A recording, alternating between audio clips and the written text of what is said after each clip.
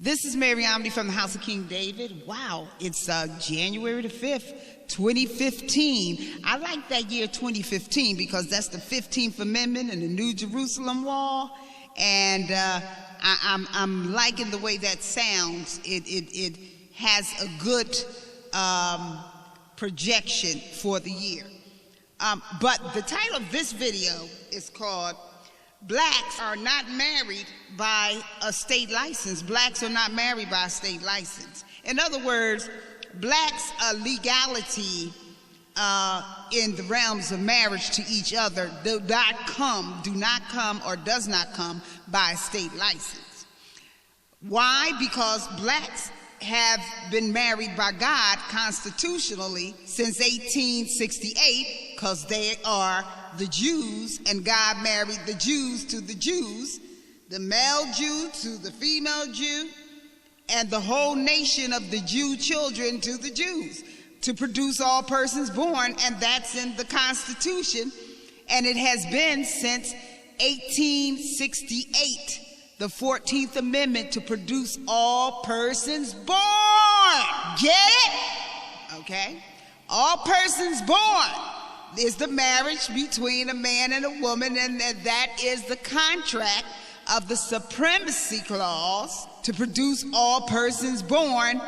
And blacks have been married since 1868. After 300 to 400 years of family destabilization, selling black families away from each other, the way to gather the family was to put the marriage in the Constitution to produce the sovereign state citizens and the national citizens, or the constitutional citizens, which are the God sovereign.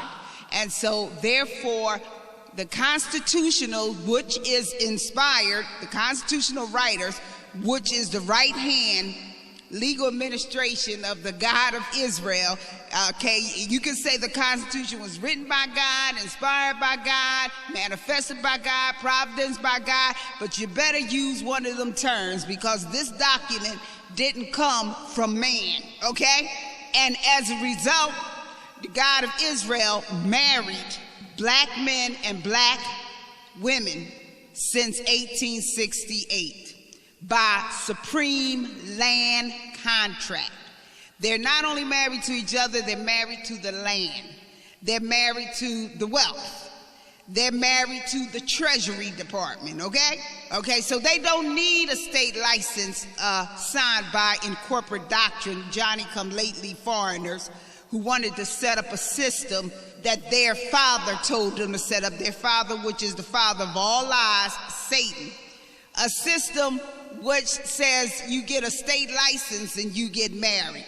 That way the state becomes your God, or the in corporate doctrine state on top of that, because these are not even citizens who stamping and signing these state licenses. They're not even citizens. They're de facto DUNG contractors from who knows where. And so they don't have no access to the Bill of Rights, because the Bill of Rights don't even recognize in corporate doctrine contractors or consent jurisdiction. See, blacks was married by non-consent jurisdiction within the contract. That means marriage cannot be tampered with by supreme contract unless you pretend the Constitution don't exist, and it's no way that this contract was written by man's hand alone. It was God's hands in it, and he put non-consent jurisdiction to abolish slavery and to make sure the 1 through 10 amendments had teeth. The Bill of Rights had teeth, and the teeth was, you know, non-consent jurisdiction to interfering or infringing on my God sovereign rights, okay?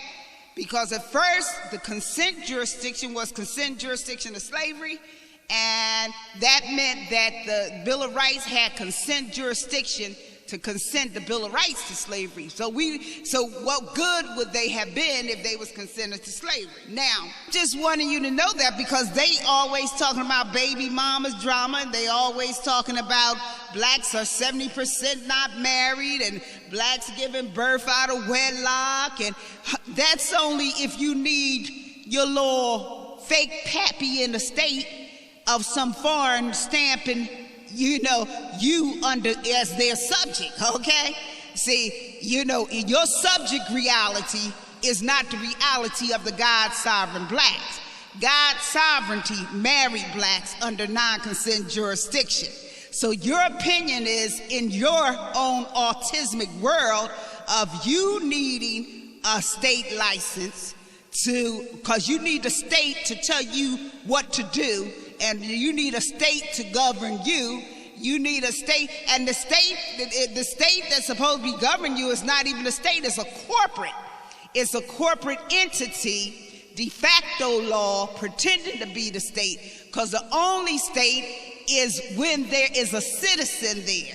And the citizens is either the citizens of several states or the black constitutional citizen. Okay? And so if the black constitutional citizen is the state itself, it doesn't need permission from itself to marry itself. Come on, it doesn't need permission from itself to marry itself, because God already did it preemptively by Supreme Contract. Okay? Now, I'm going to go over, and this is why I talk about adultery of these black men running with these in corporate doctrine in these little fake marriage license certificates that are not backed up by no Bill of Rights or nothing, and they know this is just a piece of dung white, because whites got a 70% divorce rate even with all their white senators for 100 years, all their white governor for 100 years, all their white grabbing of the money and trampling. They still got a 70% divorce rate with their fake document of this so-called issue state license without the backing of the Bill of Rights, which means their children are not born under the Bill of Rights. Now, that was a lot, so I just want to say this. I want to go over this biblical passage because black men don't seem to understand, and I want black women to understand.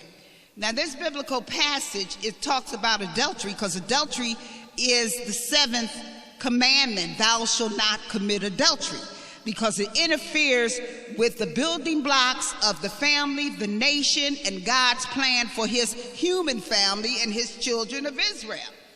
Okay, so Matthew 5:32 says this, but I say unto you that whosoever shall put away his wife, saving for the case of fornication, causeth her to commit adultery. Whosoever put away his wife causes her to commit adultery. And whosoever shall marry her that is divorced committeth adultery. Okay, so therefore the two men are held responsible. If a black woman takes up with another man, that other man is responsible, and her husband that is married to her constitutionally. But I want you to understand these words. Whosoever. Whosoever. That means almost like if any one of you commit adultery, if any one of you get out of line, don't say a damn thing when this black woman takes up with another man. If any one of you, whosoever take up put his wife away for the fornication, to run with alien lizard demons, spawns, pawns, and puppets, and Babylon, worldly whoredom and adultery, whosoever should do this. Don't say nothing when another man comes in. And when the other man comes in, understand you still an adulterer, okay? Now, this black woman is not going to be blamed, but you need to know, both men, where you stand, because God married Judah to Judah. But let me say this, the black woman does have a constitutional technical breach because Judah is married to Judah. But if you're in servitude with God, whoever this man is, then you may not have a problem, and she may not have a problem. Now let me go over a couple other biblical verses. This is Malachi 2:11. Malachi 2:11. Judah have dealt treacherously, And an abomination is committed in Israel and in Jerusalem, for Judah hath profaned the holiness of the Lord, which he loved, and hath married the daughter of a strange god. Malachi 2:12. The Lord will cut off the man that doeth this, the master and the scholar, out of the tabernacles of Jacob, and him that offereth an offering unto the Lord of hosts. You know, this coincides with the 11th and 12th Amendment, because the 11th and 12th Amendment says that you cannot sue a citizen of another state. In other words, her Judaic husband is a citizen. She cannot sue him. But if he's a Malachi 2:11 cutoff, then that amendment no longer pertains to him. She can sue him if he's cut off.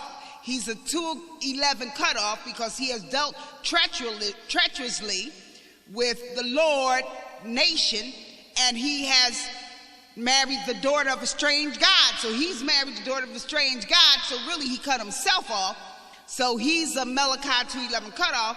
That means we can sue him because he's not considered a citizen by the 11th Amendment anymore. Okay, the Lord will cut off the man that doeth this, the master and the scholar, and the tabernacles of Jacob, him that offers an offering. And that's 2:12. That coincides with, you know, you will gather electors and pick your presidents, and that means he will no longer have the voting power, the electoral power, or the constitutional jurisdiction. 2:13, and this ye have done again, covering the altar of the Lord with tears, with weeping and with crying out, and insomuch that he regardeth not the offering anymore. So the Lord don't want his offering, or receiveth it with any good at will at your hand. He don't want nothing out of your hands. He don't want nothing out of your hands. You know, you're done, and you know, you have covered the altar. The altar, 2:13, it symbolizes the 13th Amendment. That was the rededication of the temple in 1865 in the month of Kiev. The celebration of Kiev, the rededication of the temple in December 1865. That's the 13th Amendment. That was the abolition of slavery, the rededication of the temple. Okay, 2:14, Malachi 2:14. Yet ye say, wherefore? Like, why? Because the Lord hath witness between thee and the wife of thy youth, against whom thou hast dealt treacherously. Yet is she thy companion and thy wife of the covenant. This is the 14th Amendment, Malachi 2:14. Yet ye say, wherefore? Because the Lord hath witnessed between thee and the wife of thy youth, against whom thou hast dealt treacherously. Yet is she thy companion and the wife of the covenant, because the Constitution, no 1 through 15th Amendments, is the covenant. Get it? Come on, wake up, alert. Malachi 2:15. Malachi 2:15. And did he not make one? Yet had he the residue of the Spirit. And did he not make one? Yet he had the residue of the Spirit. And wherefore one? That he might seek a godly seed. Therefore take heed to your spirit, and let none deal treacherously against the wife of his youth. This is the 15th Amendment. Talk to the 15th Amendment men. And did not he make one? Yet had he the residue of the Spirit. And wherefore one? That he might seek a godly seed. Therefore take heed to your spirit, and let none deal treacherously against the wife, you hear that? Wife of your youth. Here you go in Malachi 2:11. You got the Constitutional Amendments 11 through 15. That is the New Jerusalem capital, the New Jerusalem temple. Before you constitutionally, before you biblically.